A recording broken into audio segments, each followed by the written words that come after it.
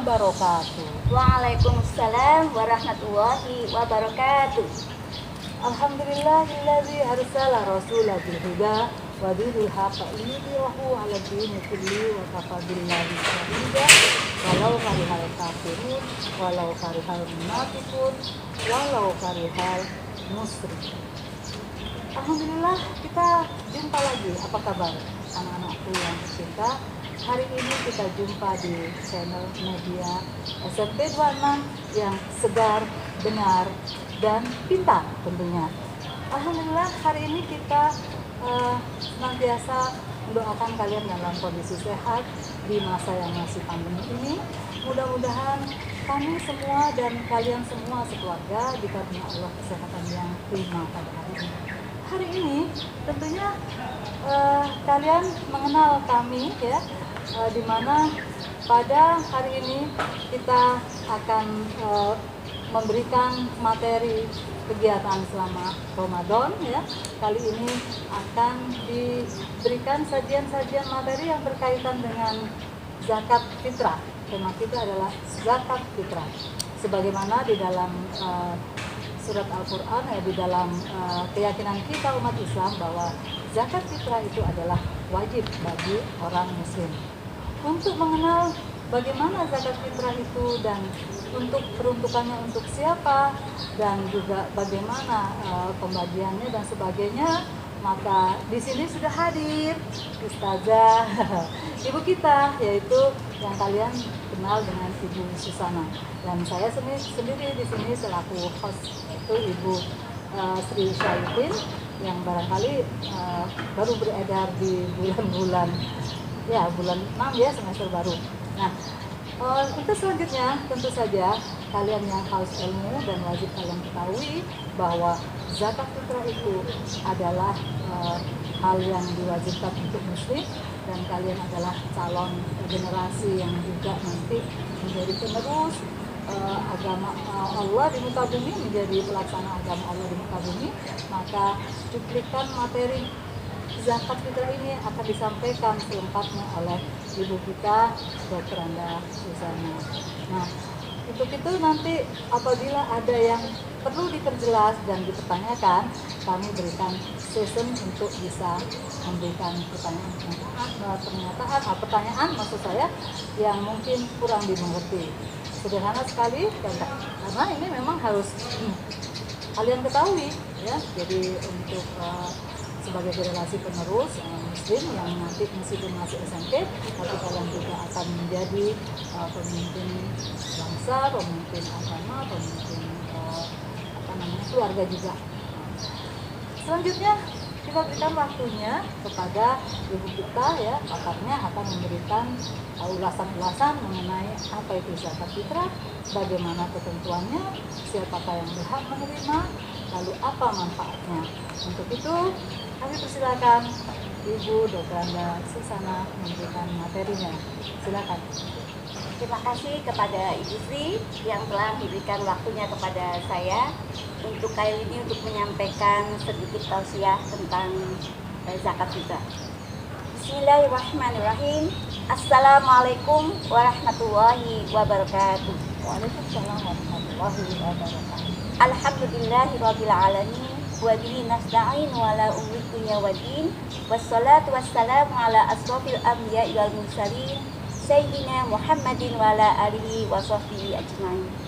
Amma ba'du. Qala rabbi sholli sadri wa yassir amri wahlul 'uqdatam min lisani yafqahu qawli. A'udzu billahi minasy syaithanir rajim. Bismillahirrahmanirrahim. Wa aqimus sholata wa atuz zakata warka'u ma'ar rahimin. Shadaqallahul 'azim. Anak-anak SMP 26 yang saya cintai dan saya banggakan, marilah kita sama-sama bersyukur kepada Allah SWT yang telah banyak memberikan kenikmatan kepada kita semua, sehingga pada siang hari ini kita bisa berjumpa di dalam channel media 26 ya. Insya Allah alhamdulillah kita juga diberi kesempatan kita bisa menikmati ya, bisa beribadah di bulan Ramadan ini, pada tepatnya hari kedua berpuasa di bulan Ramadan ini. Anak-anakku semua ya, salah satu kewajiban selain berpuasa di bulan Ramadan, maka dalam bulan Ramadan ini adalah salah satunya adalah zakat fitrah. Ya. Zakat fitrah ini merupakan kewajiban bagi umat muslim yang memang harus dibayarkan sebelum sholat Id. Ya. Dan zakat fitrah ini merupakan sebagai penyuci, ya, pembersih, di mana ada hak orang lain pada harta diri kita. Anak-anakku semuanya, di dalam Quran yang saya tadi sebutkan, itu berarti bahwasanya kalian disuruh untuk melaksanakan sholat, tunaikan zakat, dan juga harus berruku bersama-sama orang yang ruku. Nah, di sini ada statement kenapa waqimus sholata wa atuz zakat, ya, bahwa kedudukan zakat ini sangat penting sekali. Ya, dalam rukun Islam, yang pertama adalah syahadat, yang kedua adalah sholat, yang ketiga zakat, yang keempat puasa atau saum di bulan Ramadan, dan yang kelima adalah baru ibadah haji bagi yang mampu. Nah, inilah letak kenapa kok zakat adanya justru di atas saum Ramadan. Ini menandakan betapa pentingnya kita melakukan zakat. Nah, salah satu zakat yang diwajibkan pada setiap muslim adalah zakat fitrah. Nah, ya. Jadi anak-anak, kenapa ya kalau orang yang sudah sekian lama 1 bulan ya 30 hari kita berpuasa, tapi kalau tidak diakhiri atau tidak dilaksanakan dengan zakat fitrah, makanya ada sebuah kekurangan, ya, kurang sempurna, ya. Dan sinilah apalagi zakat ini mempunyai pahala yang cukup banyak ya dibandingkan dengan amal-amal yang lain. Kalau kita mampu berzakat, insya Allah pahalanya akan dilipat gandakan.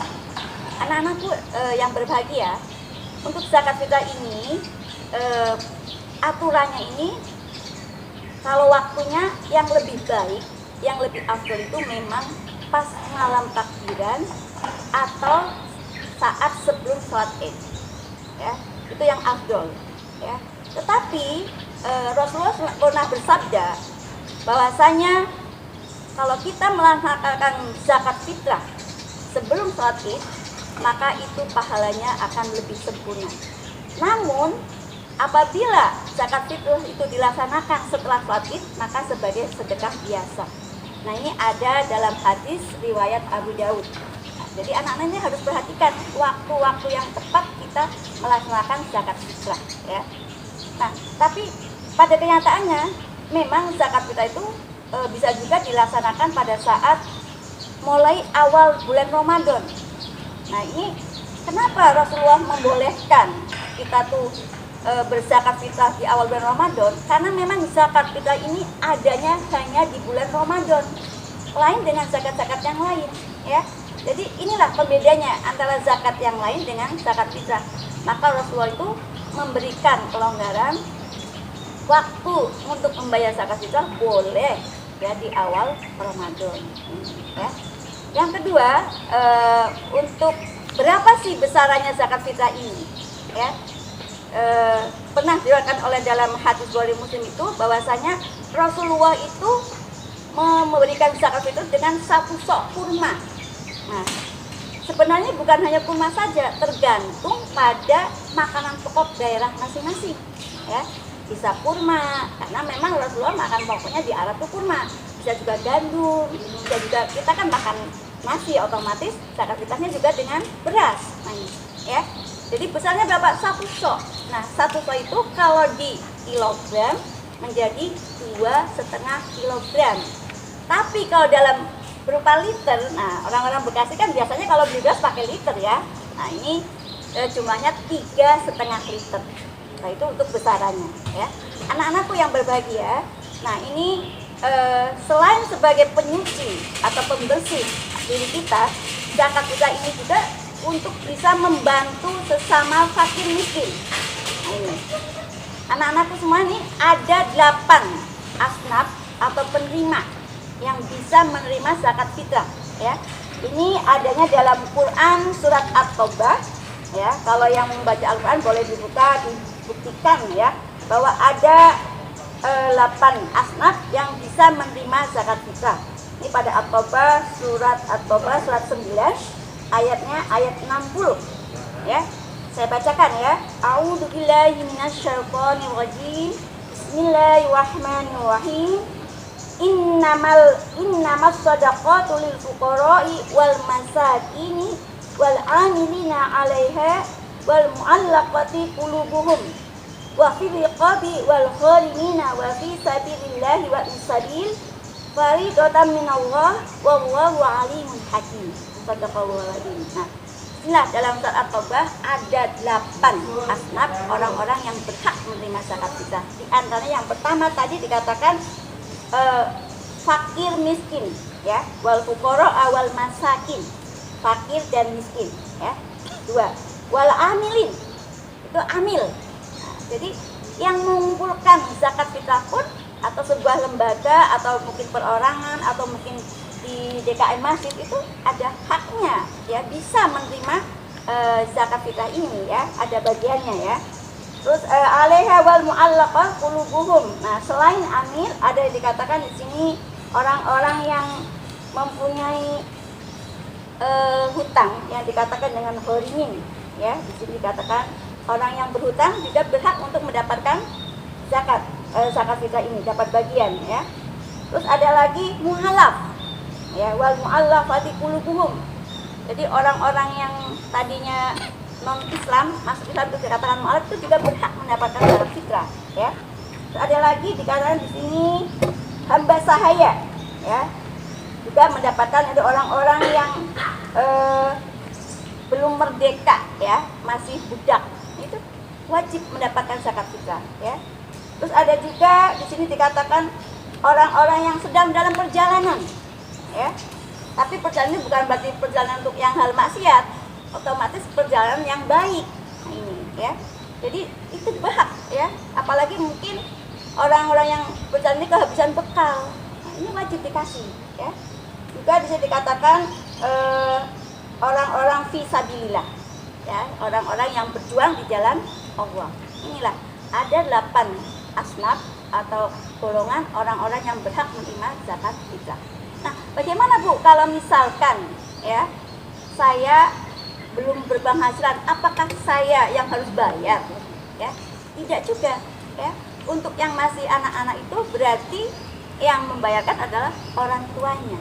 Nah, bagi hamba sahaya yang membayarkan adalah majikannya ya. Kalau di Indonesia kan sudah tidak ada perbudakan, tapi adanya mungkin orang yang biasa bantu. Nah, ini yang berhak membayarkan zakat fitrahnya adalah majikannya atau orang yang kita menggunakan tenaganya ya.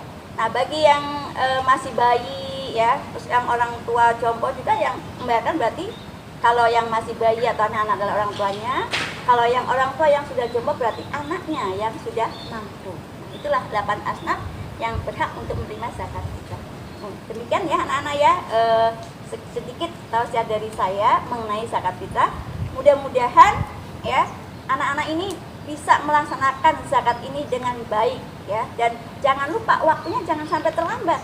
Karena sangat-sangat istilahnya ya sangat penting ya kedudukan zakat fitrah ini ya. Di samping bisa membahagiakan saudara-saudara muslim kita, juga memang zakat ini merupakan orang-orang yang dianggap orang muslim yang beriman ya, itu memang ada kewajiban untuk berzakat fitrah. Dengan Bu, mudah-mudahan apa yang saya sampaikan bisa diambil manfaatnya. Ya, terima kasih Ibu kita ya, Ibu kita Dr. Masisana, Ibu guru kita ya, sahabat kita yang dalam kesempatan ini memberikan materi tentang zakat fitrah. Dan apabila dalam pemberian materi tersebut kurang jelas, boleh kalian menanyakan ya, boleh kalian bertanya kepada beliau juga, dan melalui WA atau melalui pertanyaan-pertanyaan japri, waktu dan sebagainya, atau melalui sharing-sharing itu dipersilahkan ya. Dan saya kira cukup jelas pemaparannya hari ini ya, tentang tema yang sebenarnya sering kita dengar, namun mungkin kalian perlu kembali mengingat ya tentang apa itu zakat fitrah, kemudian itu merupakan kewajiban bagi muslim Dan kalau toh orang tuanya mungkin dirasa kurang paham, silakan kalian sharing kepada orang tua, di mana zakat fitrah ini adalah merupakan kewajiban yang diwajibkan kepada semua muslim. Dan apabila kalian tadi resumenya, apabila kalian masih belum berpenghasilan, maka kalian menjadikan ditanggung oleh orang tua. Ya, jadi cukup jelas tadi pemaparannya, dan saya kira bisa diakhiri kalau memang tidak ada pertanyaan langsung.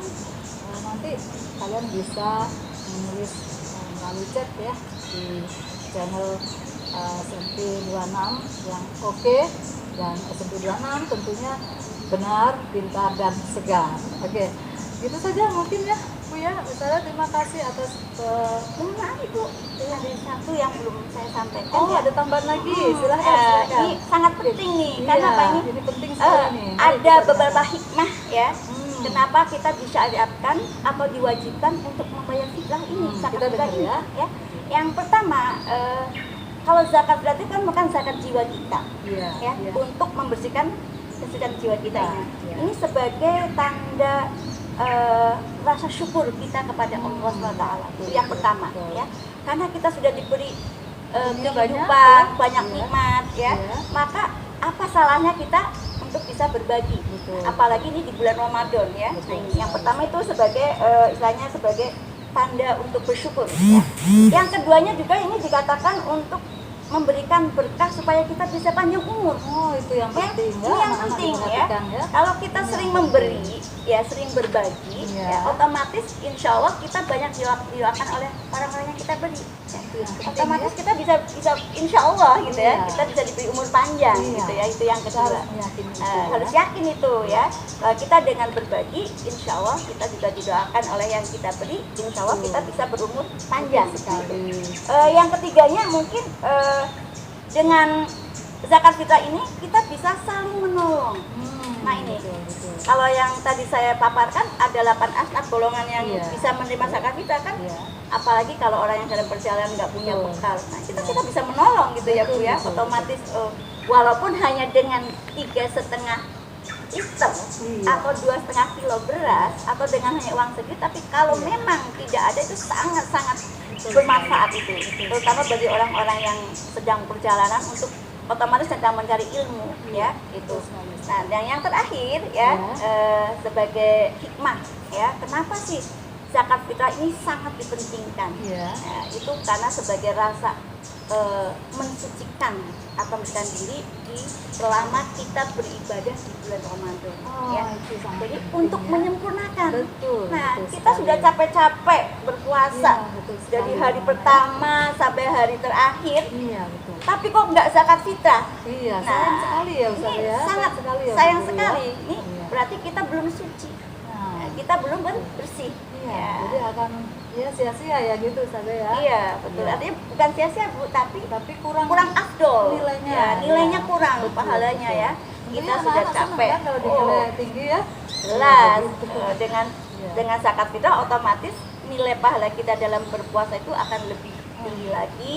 Kita benar-benar suci, kita benar-benar Iya. bersih, lahir seperti bayi yang baru lahir ya. Iya ya, jadi lucu gitu ya baju yang masih suci gitu Masih ya. suci, Ustaz masih ya. bersih, belum ada dosa insya Allah ya gitu. Iya. Itu tambahan yang terakhir ya anak-anak sekalian. Nah, mungkin ini menjadikan yang tadi justru ini yang dipentingkan ya, sehingga kita semua menyadari bahwa sesuatu itu kalau misalnya menghangat tidak ada tutupnya, dia nanti akan kemasukan sesuatu yang merugikan. Nah, ini endingnya itu seperti itu. Jadi zakat itu seperti itu. Mudah-mudahan kalian paham dan mulai mengagendakan untuk mengamalkan. Seandainya kalian berada dalam keluarga muslim yang belum paham, maka kalian juga bisa menerangkan kepada keluarga kalian semua dan bisa melaksanakan hukum zakat ini menurut agama yang kita yakini bersama. Begitu anak-anak, ada mungkin yang kurang jelas, sekali lagi bisa kalian wapri di nomor ibu kita ya, ini Ibu Susana ya, yang kalian kenal di sekolah, dan bisa juga bisa japri ke tim panitia Ramadan saya kira ya. Jadi banyak nanti diserang ke orang tua bahwa kegiatan kita selama Ramadan itu padat merayap, sehingga kalian diharapkan mengambil bagian dalam beramal dalam kegiatan Ramadan. Itu saja mungkin ya. Ustazah, terima kasih atas waktunya yang sudah memberikan materi yang cukup mungkin umum, sering didengar, tapi cukup jelas dan mudah-mudahan kalian paham. Itu saja mungkin ya. Kami undur diri pada kesempatan kali ini dan mohon maaf apabila dalam penyampaian ada yang kurang dan mungkin tidak ada yang sempurna, kecuali sempurna itu Allah berkehendak ya, hanya Allah yang bisa sempurna. Ya, kita akhiri dengan Taufik wal hidayah. wassalamualaikum warahmatullahi wabarakatuh. Salam. Ya.